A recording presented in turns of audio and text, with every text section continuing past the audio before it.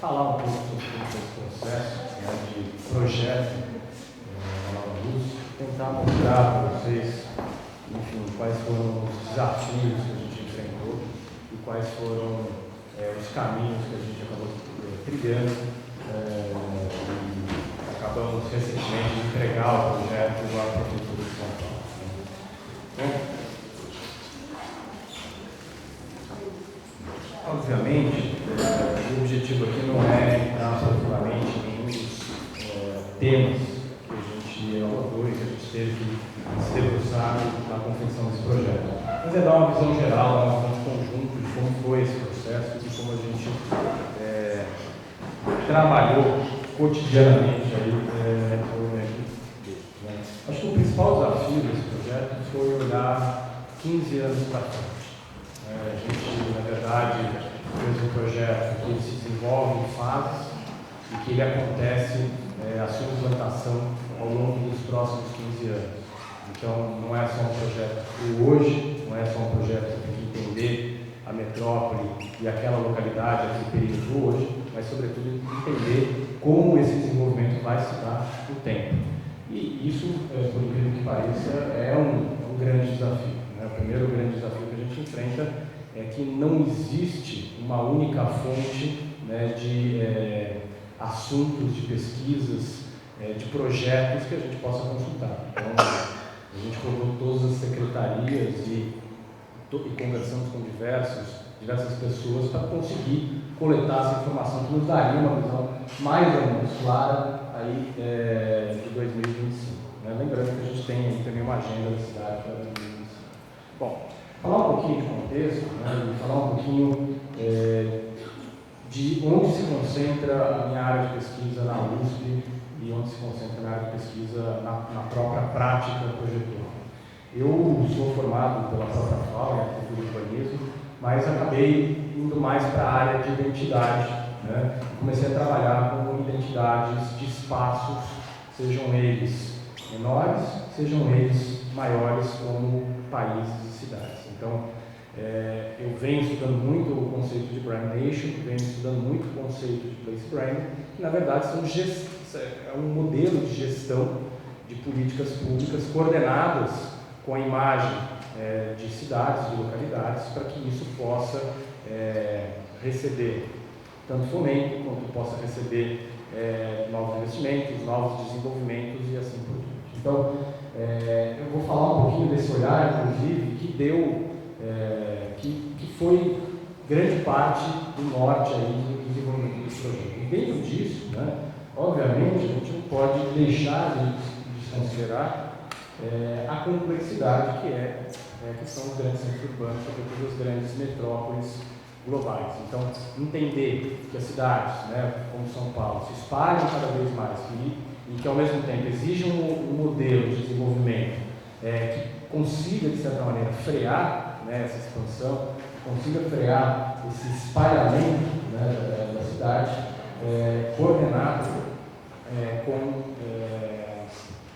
diretrizes muito claras aí, de desenvolvimento dos espaços. Então, eu costumo dizer que o GIS, né, o Geographic Information System, foi para a gente uma ferramenta bastante valiosa. Por quê? Porque o primeiro trabalho que a gente teve foi de ir a campo e entender essa complexidade, como essa complexidade se revelava dentro do perímetro específico da Nova Luz. Esse tipo de software, na verdade, você coloca uma série de dados que são levantados, no caso foram levantados em campo, e você consegue extrair informações territoriais. Ou seja, a gente começou a lidar dentro desse projeto com um novo jeito de olhar a cartografia, um novo jeito de olhar o espaço urbano, entendendo todas essas dinâmicas e vendo como é que essas dinâmicas transparecem dentro dos espaços, seja o espaço urbano, seja o espaço arquitetônico. Então, com esse método de aproximação ao problema, a gente conseguiu enxergar e a gente conseguiu filtrar, por exemplo, quantas casas tinham, quantas pessoas, quantos banheiros, qual era o estado de conservação de cada prédio, de cada edifício, se era invadido, se não era invadido, que tipo de atividades aconteciam lá dentro, se eram atividades comerciais, qual era o faturamento de cada atividade comercial, que tipo de modelo de negócio e assim por diante. Ou seja, a gente tinha que lidar com uma complexidade, afinal de contas, existem pessoas que trabalham, existem pessoas que moram, né? Então, é uma complexidade que é do fragmento, né? E a gente tem que entender essa complexidade dentro de uma escala maior do projeto, mas entrando nesse nível de detalhe. Então, eu acho que o primeiro desafio foi trabalhar com novas maneiras de olhar para o mapa da cidade, né?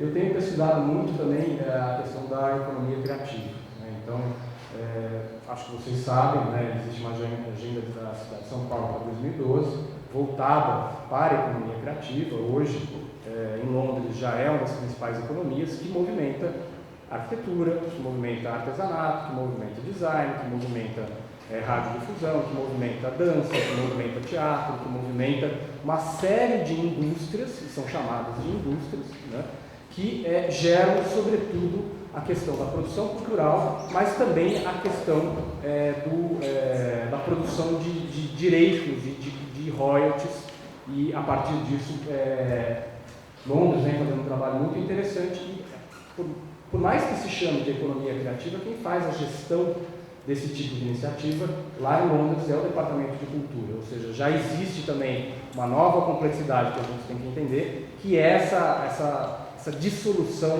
dos limites do que é econômico, do que é cultural, do que é entretenimento, do que é serviço, do que é industrial dentro da cidade, né? Então, São Paulo, obviamente, ela, sobretudo nas áreas mais centrais, ela é uma cidade que vive da circulação de mercadorias, que vive da circulação de pessoas, que vive da circulação de imagens e da circulação de dinheiro, sobretudo. Então, entender como tudo isso se conflui, como tudo isso acaba organizando o próprio espaço urbano, o próprio tecido urbano, também foi desafiador, porque até então esse ponto de vista é relativamente novo dentro dessa prática projetual no Brasil.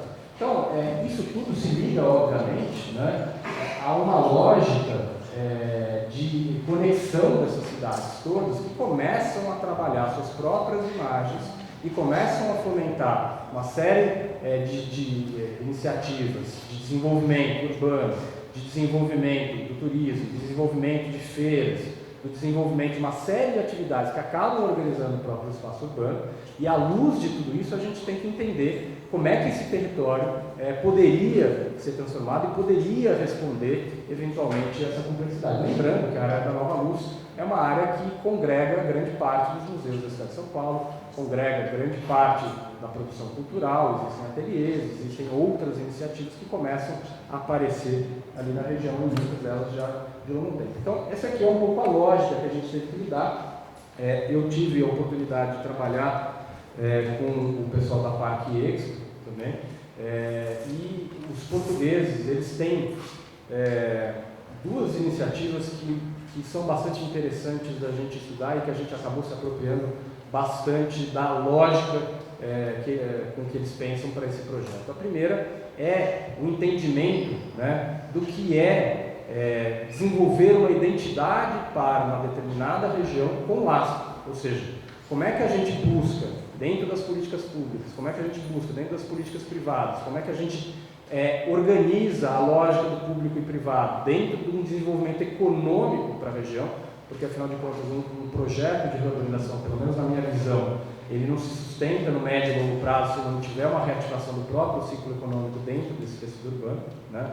Então, o tempo todo existia a preocupação de como a gente interferiria na área da Santa Efigênia, por exemplo, na área da General Osório, que é um comércio especializado de motocicletas. Então, existia uma preocupação muito grande de interferir positivamente dentro dessa organização que já existia, que muitas vezes não é formal também, né? Então, entender um pouco a lógica disso, entender também o tipo de projeto que os portugueses fazem, que se chama plano de pormenores, ou seja, eles saem da escala urbana e entram dentro da escala arquitetônica, detalhando vistas, detalhando princípios arquitetônicos, tipologias, definindo a própria volumetria, porque afinal de contas, quando você faz um projeto dessa natureza, ele transita muito mais na escala arquitetônica do que na escala urbana propriamente dita. Claro que ele evolui em todas as escalas, até na escala do desenho industrial, por exemplo, do mobiliário urbano. Mas entender como é que a gente pode entrar sistemicamente, entendendo aí o projeto como um sistema, né, onde a gente possa se debruçar dentro de todos esses escalas. Né. Obviamente, né, tudo isso foi compreendido à luz da própria região, da própria área do próprio perímetro de intervenção. É claro que trabalhar com um perímetro determinado não é uma coisa extremamente positiva, porque afinal de contas esse perímetro se organiza através da cidade e com a cidade. Então, dentro da lógica aí da própria concessão urbana e da própria licitação, a gente acabou trabalhando com um perímetro mais ou menos definido, mas em algumas áreas, em algumas medidas, a gente acabou extravasando um pouco por entender que essa organização ela tem que acontecer de maneira maior aí com a própria cidade, entendendo a lógica dos modais, entendendo a lógica do deslocamento, entendendo a lógica de circulação das pessoas, entendendo como essa própria lógica de circulação do trem, da estação, acabou, de certa maneira, também contribuindo para a deterioração do espaço. Né? Entendendo, acho que um outro grande desafio foi entender todos os projetos que existem para a região e adjacências. São de inúmeras iniciativas, muitas delas desorganizadas, né? Muitas delas não compatíveis e que se sobrepõem ou que negam uma às outras. Então, esse trabalho de formiguinha, né, que levou alguns meses, na verdade, de entender secretaria por secretaria, né, as vontades e desejos de cada secretaria, entender as vontades e desejos da população, seja residente, seja transeunte, seja comerciante e assim por diante.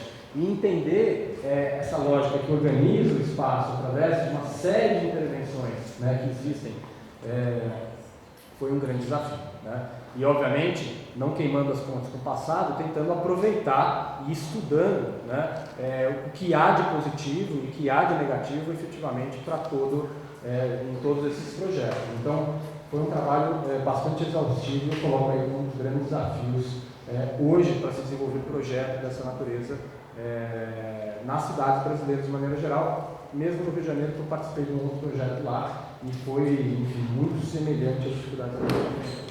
Né?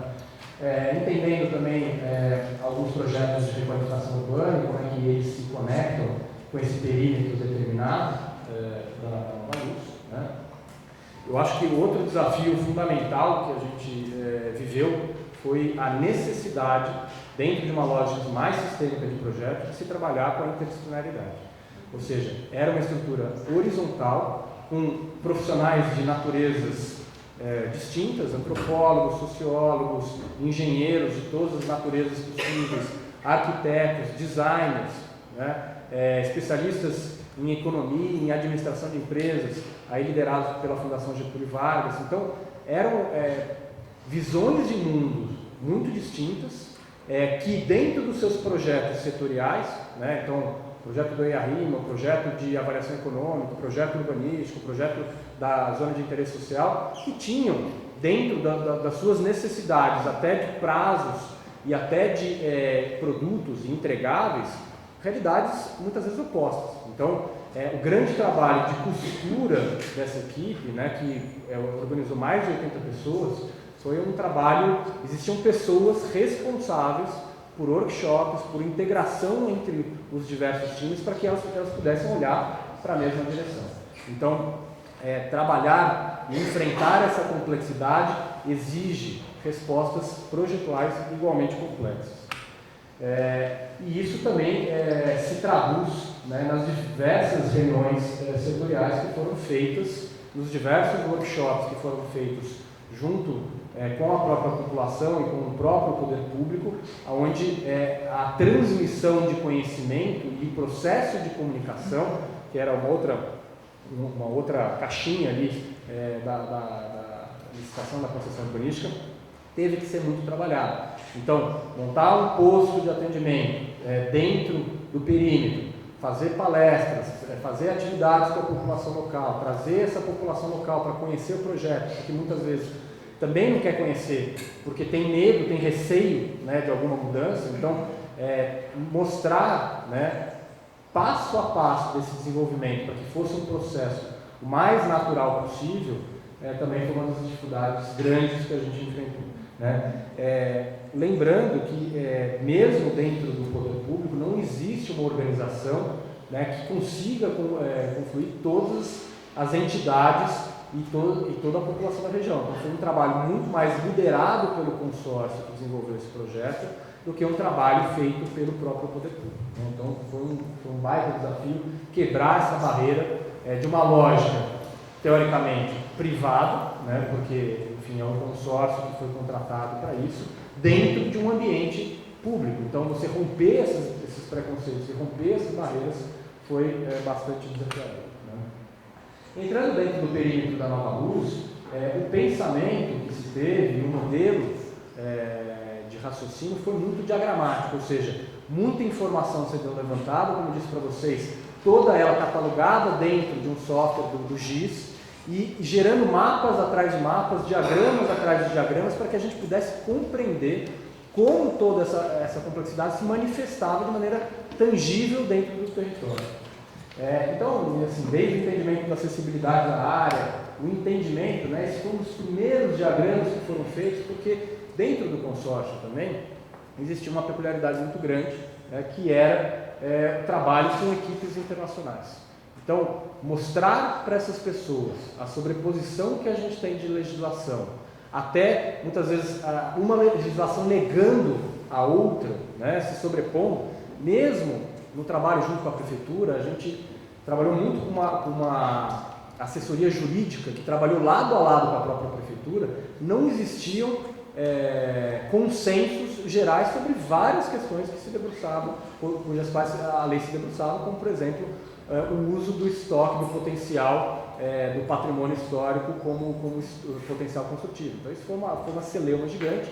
No final das contas, acabou não sendo utilizado, mas existiam vários desacordos. Então, mostrar essa questão da legislação, conseguir ter um arrazoado com diretrizes comuns, onde a prefeitura, onde o Ministério Público entendia que eram diretrizes consensuadas, né, para que esse projeto tivesse a sua marcha ao longo do tempo, e mostrar também para todos os envolvidos a principal lógica de estruturação desses espaços. E aqui já fica muito claro também, no primeiro diagrama que foi feito, a necessidade de entender todas essas atividades comerciais especializadas. Afinal de contas, quando você mexe uma atividade, né, eu nunca tinha parado para pensar nisso até esse projeto. Quando você mexe uma atividade econômica, você tem questões de lucro cessante, você tem questão de luvas do ponto, você tem questão do valor do ponto comercial e uma série de outras coisas que influenciam, tem um impacto econômico bastante severo dentro dessa lógica de estruturação do espaço. Então, como a gente pode renovar, entendendo a lógica, vestindo o sapato de quem usa, né, esse espaço aí como uma atividade econômica. Então, entender essas principais regiões, entender como elas se conectam, foi um dos principais modelos aí que a gente usou de raciocínio. Esse aqui eu extraí da última apresentação que o Bucalém fez, né? Na verdade, é um texto que tenta mostrar, né, como essa lógica da economia criativa, como essa lógica de estruturação do espaço se refletiria dentro do desenvolvimento desse projeto. Então, basicamente, o que se fala é que esse espaço ele tem que ser agradável para o deslocamento de diversos tipos de transporte, né, sobretudo considerando o pedestre e o deslocamento de bicicletas dentro de uma lógica maior aí de conexão entre parques, né, dentro de um projeto da prefeitura atual. Pensar o desenvolvimento e o fomento de todas as atividades culturais, e aí com incentivos colocados, claros e específicos, né? Pensar como essas atividades, porque se vocês separarem, o perímetro da Nova Luz, né, ele é circundado por todas as atividades culturais. Muito poucas dessas atividades hoje entram dentro desse território. Então, era um desafio também trazer essas atividades comerciais e culturais para dentro do próprio território. Existe, né, o trabalho que a equipe da Zona de Interesse Social fez, foi muito interessante, de reconstruir trilhas históricas de valorização do patrimônio de entender, por exemplo, onde músicas foram compostas por artistas famosos, entender todo esse patrimônio imemorial também, né? Além do material, para que possa se construir uma lógica de estruturação do espaço baseada dentro da promoção da cultura e do desenvolvimento cultural.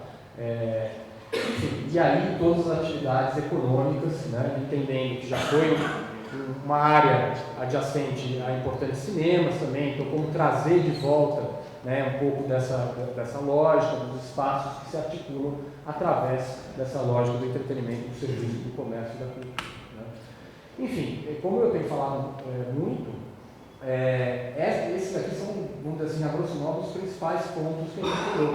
Ou seja, potencializar as atividades comerciais, atrair novas atividades econômicas organizadas de tecnologia e serviço, não ignorando todas as existentes, incorporar todo esse valor que a cultura e o entretenimento podem trazer dentro da transformação do espaço público e privado, ampliar o uso residencial e aproximar. Então, quando você avalia o PITU 2025, você começa a entender que existe um desequilíbrio entre empregos e moradias, então conseguir confluir isso dentro de uma organização do tecido dentro do uso misto também era importante para que a gente aumentasse o número de moradias, para que as pessoas voltassem a ocupar os espaços de um lado, ocupassem novos espaços de outro e morassem mais perto do seu trabalho, né? Entendendo que grande parte das moradias aqui, né, e esse foi um dos grandes desafios, elas são pequenas, né? Elas são, vamos dizer assim, a grosso modo até 100 metros quadrados. Por quê? Porque existe um grande perímetro dessa área, que é uma área de interesse social destinada exclusivamente à habitação popular, que se a gente implantasse toda a habitação dentro desse perímetro, a gente criaria um cluster, né, dentro desse tecido maior. Então, a intenção foi espalhar o máximo possível uma habitação, que eu não chamaria totalmente social, mas uma habitação cujo valor final de preço por metro quadrado fosse compatível com renda de funcionários públicos, fosse compatível com a renda dos comerciantes locais, para que essas pessoas, os trabalhadores, pudessem efetivamente ocupar essa região.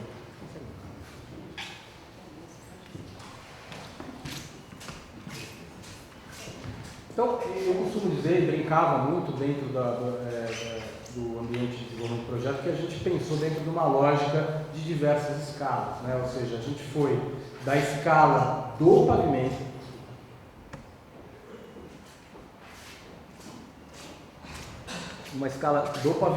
da calçada, do mobiliário urbano, até chegar dentro de uma lógica maior da própria organização desse tecido com o resto da cidade, né? Unindo duas coisas que, para mim, pelo menos, são conectadas, mas não são exatamente a mesma coisa, uma lógica, né, que entende os grandes vetores de desenvolvimento, mas que entra no desenho propriamente dito, entra na diretriz específica de volumetria, de gabarito, de uso e ocupação do solo, e até muitas vezes de desenho desse espaço. Falando um pouco de teoria, né, o objetivo é a conexão um pouco desses espaços mais globais com espaços locais, para que a gente crie uma lógica não de separação, como o Manuel Castells coloca aí no livro Sociedade e Rede, né, mas que a gente possa juntar essas duas lógicas dentro de uma organização que privilegie a manifestação mais emergente, mais bottom-up, mas através de intervenções também mais top-down, mais através de diretrizes, né. Um pouco aí o que o Milton Santos também trabalha, né, fazendo aí um pouco um paralelo com o trabalho do Milton Santos, trabalhando esse lado mais vocacional, mais da população, da relação mais social com o território e uma relação mais programática através do que o Milton Santos chama de tecnosfera, né. Então, dentro dessa lógica toda de contexto, a gente pensou o projeto buscando, né, dentro dessa lógica, né, emergente, né, aliás tem um livro bastante interessante do Steven Johnson, O que Formigas, Cérebros e Cidades Têm em Comum, que fala justamente dessa emergência, né, da espontaneidade da população transformando espaços e transformando coisas, dentro de uma lógica de equilíbrio mais biológico. Então a gente olhou para a cidade na busca por esse equilíbrio, né, entre manifestações que acontecem de baixo para cima e intervenções que devem respeitar, mas que promovem a modificação daquele espaço, né. E aí a gente trabalhou com 3 pilares. Um pilar sociocultural, que o Milton Santos agrega mais a psicosfera, um pilar socioambiental mais a tecnosfera e um pilar socioeconômico, que é extremamente relevante para que a gente pudesse reativar parte do ciclo de circulação de mercadorias e de outras coisas dentro desse espaço, né? Bom, tudo isso, obviamente, traz uma fotografia de hoje, né, para o próprio espaço, mas também traz um entendimento de como as cidades se organizam no futuro, vão se organizar no futuro, como elas se conectam dentro dessas redes globais, mas atendendo à necessidade das populações locais, né? Então, entender todo esse desenvolvimento urbano, né, esse espalhamento da cidade, que pelo visto continua, e como a gente poderia desenvolver uma série de políticas que pudessem servir como modelo para a criação de cidades mais compactas e para cidades que freassem um pouco esse espalhamento da cidade, eram as premissas de projeto, né? E isso tudo organizado dentro das políticas públicas que já estavam acontecendo. Então, entender todo o programa de transportes, entender como o Rodoanel modifica, né, a própria questão territorial, entender como os diversos planos de parques, ciclovias e, enfim, agora esse movimento aí da cidade criativa de São Paulo interferiria dentro desse nosso desenvolvimento, né? Então, aqui algumas agendas que a gente observou, sobretudo agendas de mudança climática, na tentativa de criar diretrizes, e é sempre importante frisar que esse projeto, na verdade, ele cria diretrizes, né? Ele não cria um regramento, né, absoluto de como deve ser o desenvolvimento desse espaço. Ele indica, quase como uma norma, indica parâmetros de desenvolvimento urbanístico. Então, entender essas agendas todas, né, como a economia de energia das construções, através do movimento Procel Edifica, entender como a gente poderia trazer metodologias de certificação indicativas, como o Lead Neighborhood, como o HQE2R, entender um pouco como o Aqua, como a Fundação Gasolini, dentro da USP, está entendendo, né, essa transposição do HQE para o Brasil, foi também uma das grandes preocupações que a gente teve. Isso tudo criou uma agenda, né, com metas, com objetivos e com diretrizes, que eu estou só apresentando aqui no sumário, de diretrizes de desenvolvimento urbano, de baixo consumo de energia, de utilização de materiais, de reciclagem de água, de uma série de coisas que foram aí também premissa de desenvolvimento, né? Entrando mais no projeto especificamente, como eu disse para vocês, o pensamento foi sempre muito diagramático, ou seja, entender e proteger essa malha, né, que é tombada, né, entendendo todas as visadas, entendendo a modulação dos quarteirões, entendendo como isso atrapalha, como isso facilita o deslocamento e o entendimento do próprio espaço urbano, criando, né, marcos que pudessem criar identidade para determinados espaços, entendendo a conexão, sobretudo, desse espaço, desse perímetro, com o resto do tecido urbano, através dessa lógica que os americanos chamaram de gateway, né, que são portais que vão criando esses acessos e que vão marcando o território para você perceber que você entrou dentro desse perímetro. Então, entender todo o deslocamento, entender as principais vias, entender as principais atividades comerciais, entender âncoras que já existem dentro desse espaço, sejam os culturais, sejam os comerciais, e se cabem novos, né, espaços que organizem esse espaço ou não, sempre através desses diagramas foi como a gente foi se aproximando do território, né? Então, deslocamentos mais veiculares, deslocamentos mais de pedestre, vias primárias, secundárias, assim por diante, né? E a gente percebeu, obviamente, uma ligação muito importante ali do lado do Aroche, com aquela última quadra ali perto da Casper Libero, porque tem o metrô, então existe um grande deslocamento de pessoas que passam por ali também, e que disputam, né, com calçadas muito estreitas o lugar com os veículos, né, com estacionamento, sobretudo, de veículos.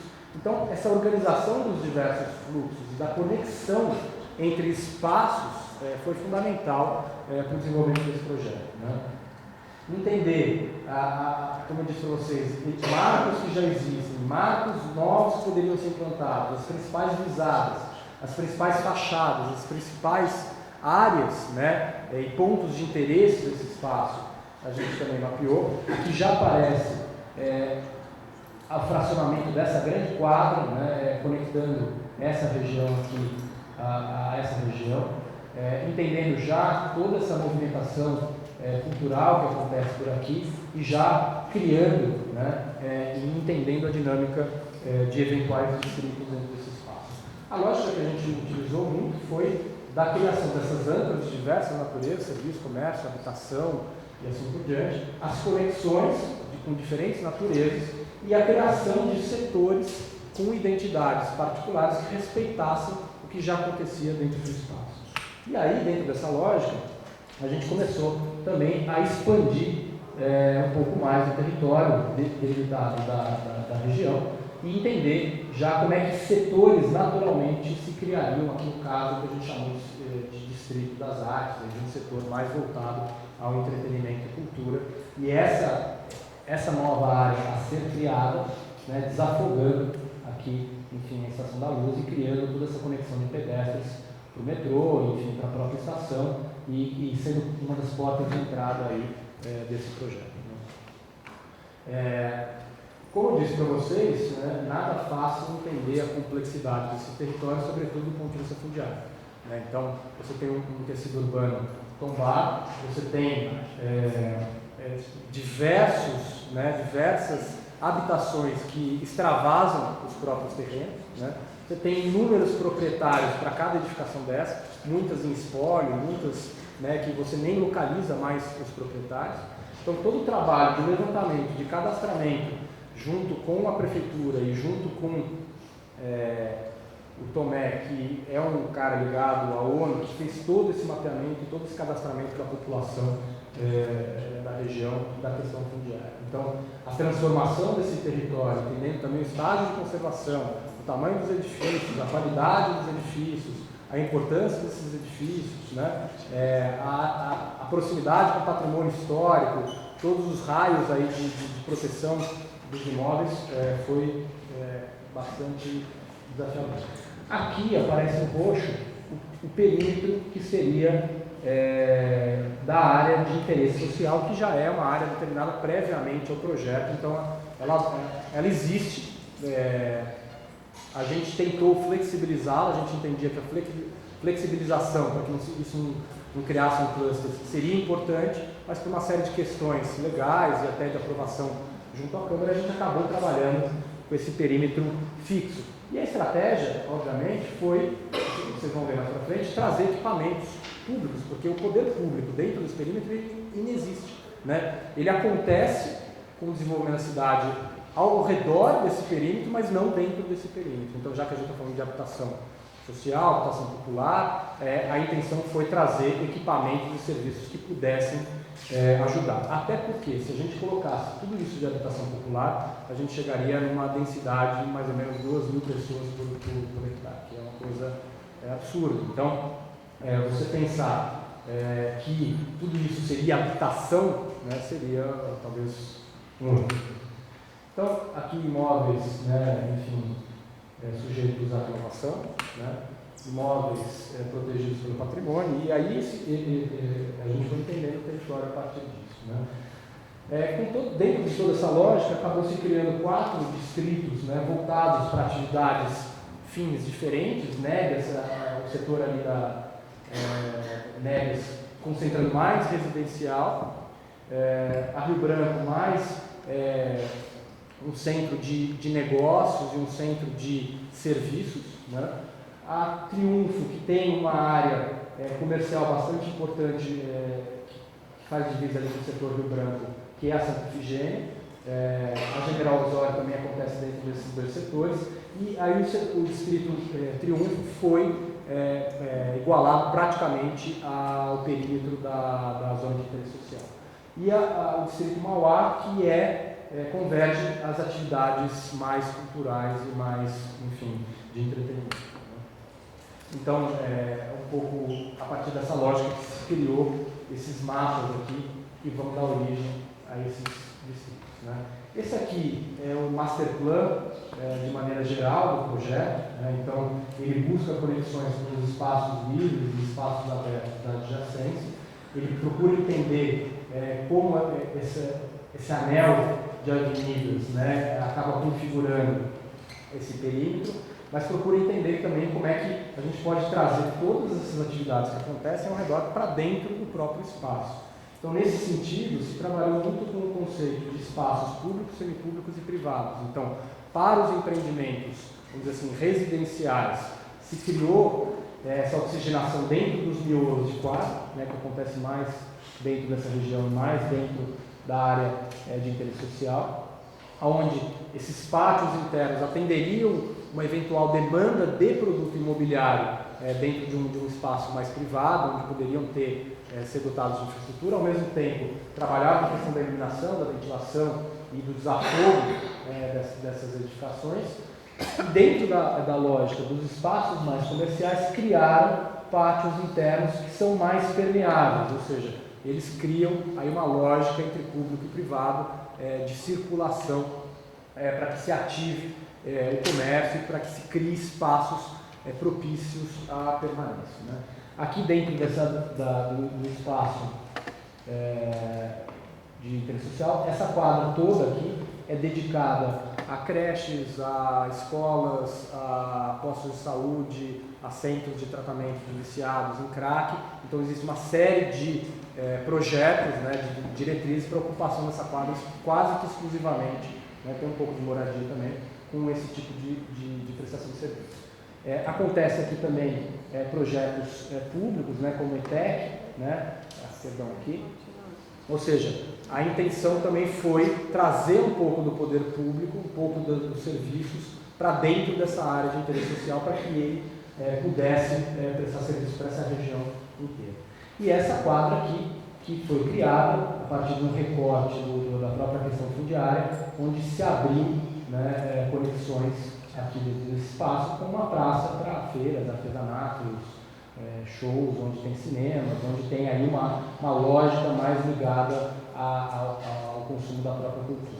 Isso tudo é conectado por uma Alameda Vitória, que liga aqui o Largo do Arush com toda essa área, onde você tem aí um deslocamento privilegiado do pedestre e onde se estabeleceria uma rua mais voltada para restaurantes e para comércio mais turístico, né? Ou seja, a gente trabalhou com diversos públicos aqui também, o público local, o público que vem eventualmente em determinados períodos da semana. Então a gente teve que também pensar dentro dessa lógica programática para toda essa população. Isso tudo aqui cria, né, o que foi chamado aí de Boulevard da Rua Mauá, que é praticamente uma grande área pedonal, onde os pedestres podem deslocar e fruir um pouco desse espaço mais cultural que acontece por aqui. Aqui é um setor mais reservado pela própria natureza dele, onde se criam bolsões residenciais, claro que com várias quadras do comércio térreo, onde se propõe, por exemplo, a criação de algumas praças, né, para a valorização desses imóveis aqui na região. Então, essa lógica de conexão de espaços abertos com espaços de circulação para diferentes modelos de deslocamento e com essa lógica do público e privado dentro desses pátios, praticamente foi aí o modelo de desenho que a gente seguiu, né? Aqui a área de interesse social, né? E aqui um pouco da volumetria, está um pouco ruim, mas em escuro a gente tem as edificações a serem mantidas e, em claro, tem as novas edificações a serem trabalhadas, né? Então a gente vê que, do ponto de vista de área construída, são mais ou menos 23% da área construída transformável e, do ponto de vista de solo, de terreno, são mais ou menos 50% da área que é transformável, né?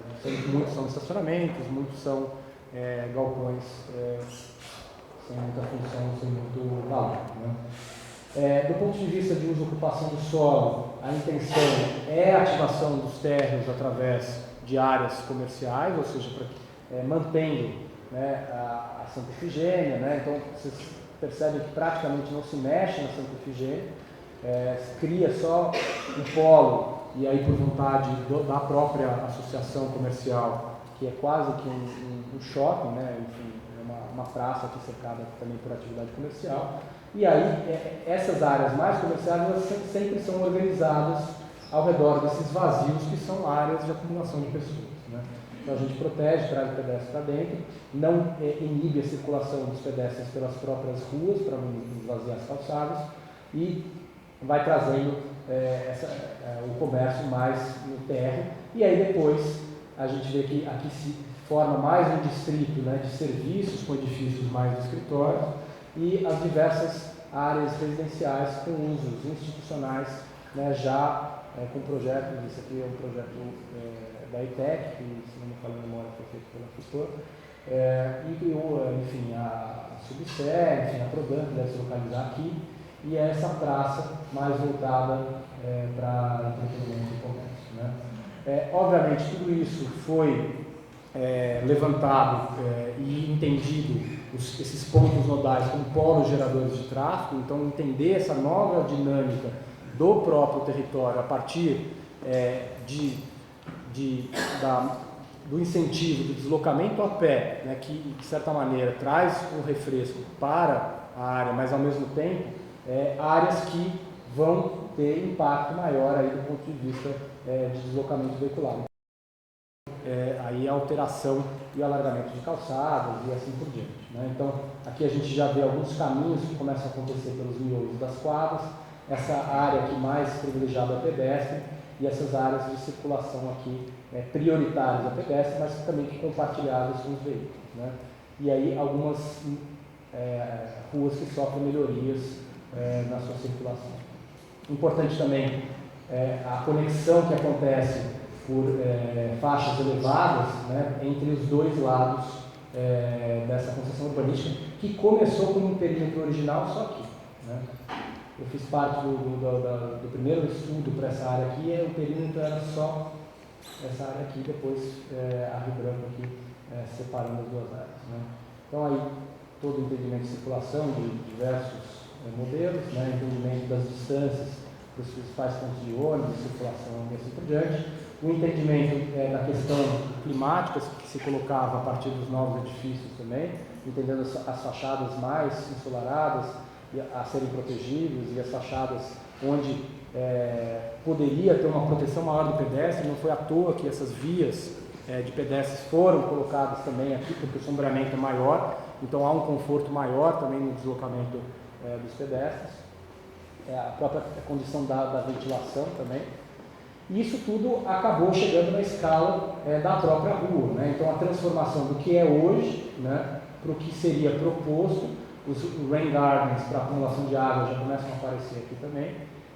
Então sempre uma lógica de entender esses cruzamentos, né? Aqui aparecem muito claramente essas conexões entre os diversos espaços, e aqui primeiros croquis, né, de como isso aconteceria. Então essas faixas elevadas que acabam dando essa continuidade para os pedestres entre os dois lados e da Rio Branco, né?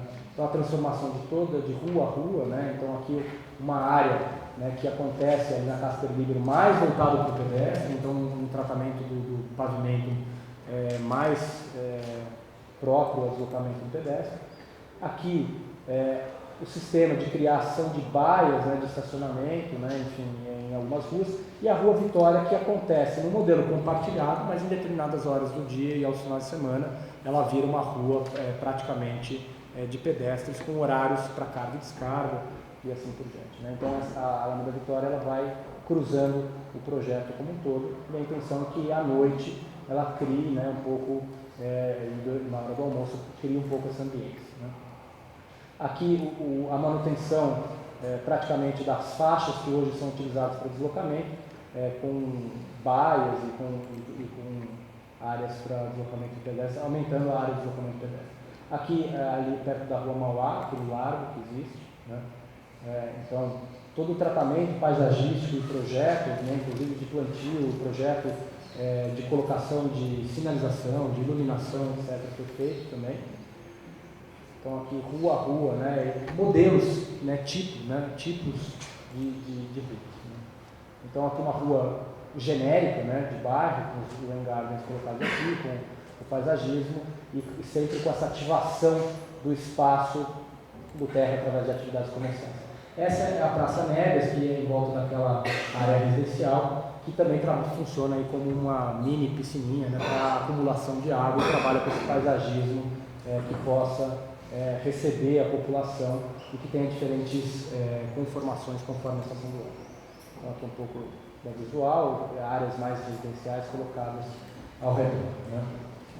E aí se estabelece uma lógica, né, de espaços mais permeáveis, espaços não permeáveis que tem uma lógica mais privada, sobretudo dentro dos espaços residenciais, que vão destravando um pouco esse tecido urbano, que ele não é denso na sua população, mas é bastante denso do ponto de vista da sua construção. Então, isso cria largos, retoma algumas visadas, retoma espaços de acumulação de pessoas que foram sendo reincorporados.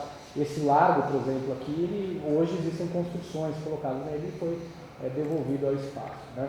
Essa aqui é a visão dessa quadra, né, aqui interna, então é um grande espaço aí de cultura, de entretenimento, né, com cinemas e atividades afins, né.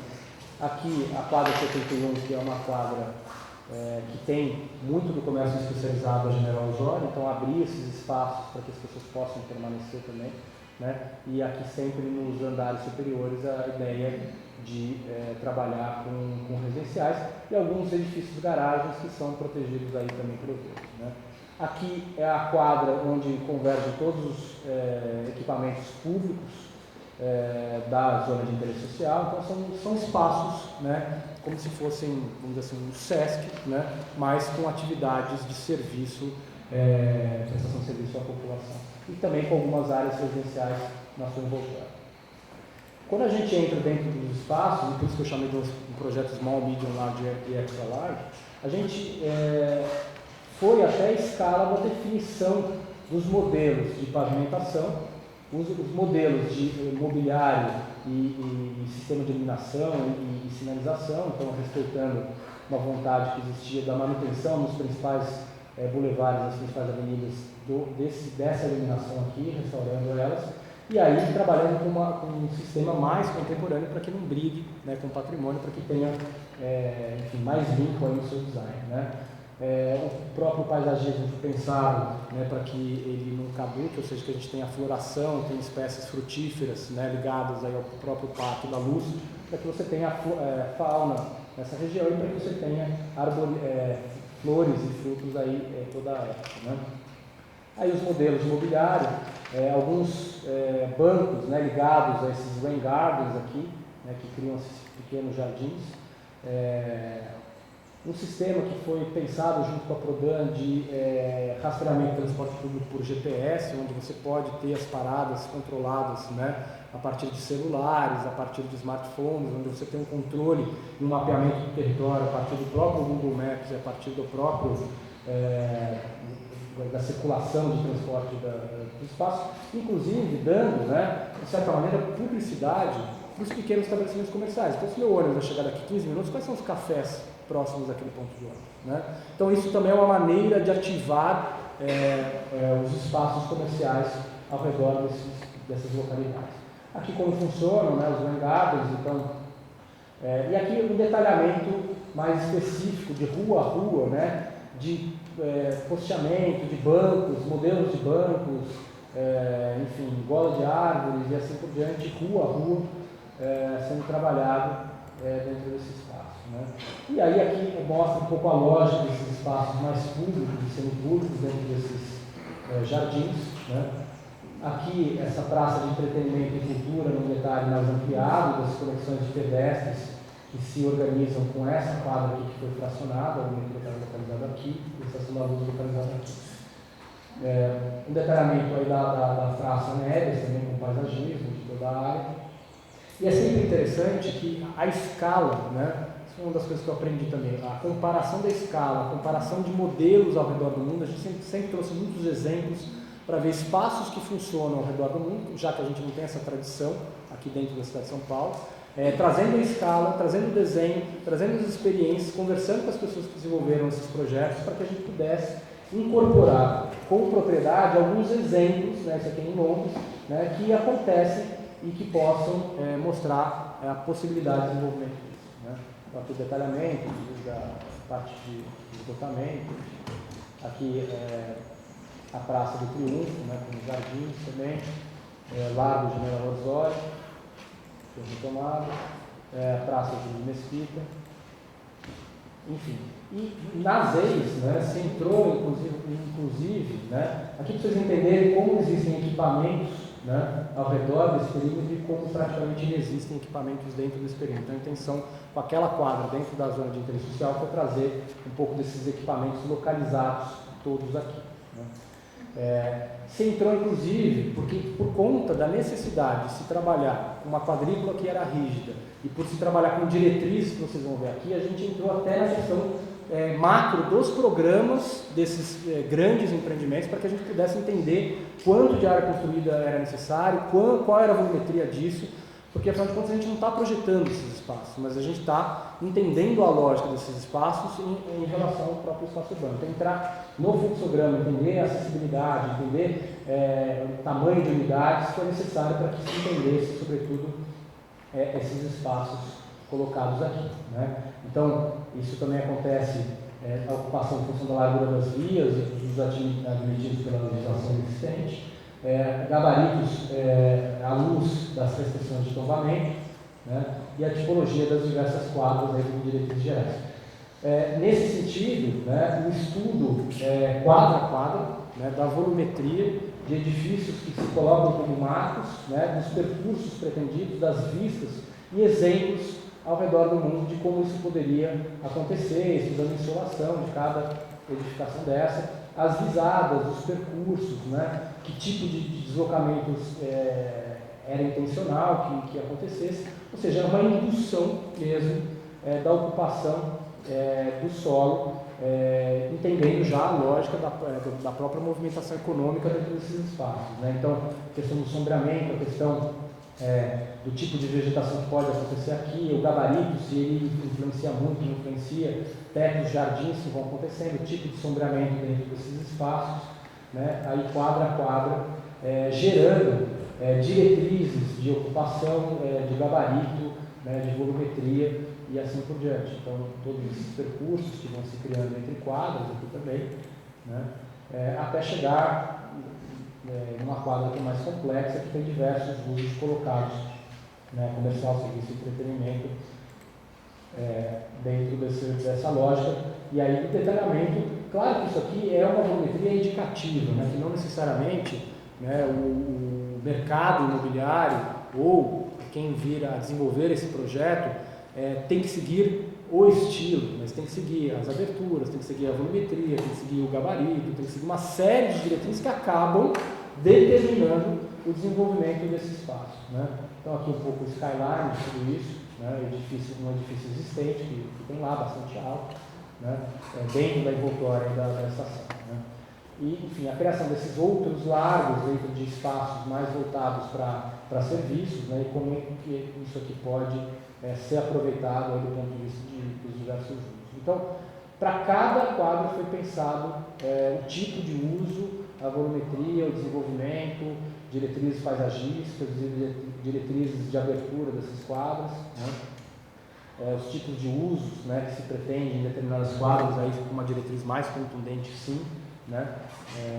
De espaços que possam ser múltiplos, explorando esse conceito de urban balcony, né, onde vai se estabelecendo áreas verdes em diversos patamares do projeto. Aqui, como se incorpora edifícios existentes com antenas cegas também, e apropriação desses espaços em diversos níveis, e um pouco da lógica, né, de camadas e como vai se pensando o uso e ocupação desse solo, né, aqui o que era existente, como se transforma, e assim por diante. Né. A relação com o próprio patrimônio. Esse aqui é um pouco o saldo, né? Hoje existem mais de 7.000 unidades residenciais lá, e a proposta é da manutenção de boa parte delas, da renovação de boa parte delas, né? Da demolição de um número relativamente pequeno de unidades, mas da construção de novas unidades residenciais para que haja uma ocupação, uma densidade que possa dar subsídios à circulação econômica da região. Né? Ou seja, precisa ter uma população, uma determinada densidade que faça uso das áreas comerciais de serviço. E aí o faseamento um pouco proposto ao longo dos 15 anos, né, do que deve acontecer de transformação desse espaço. Então, não sei se me alonguei muito, mas enfim, é isso.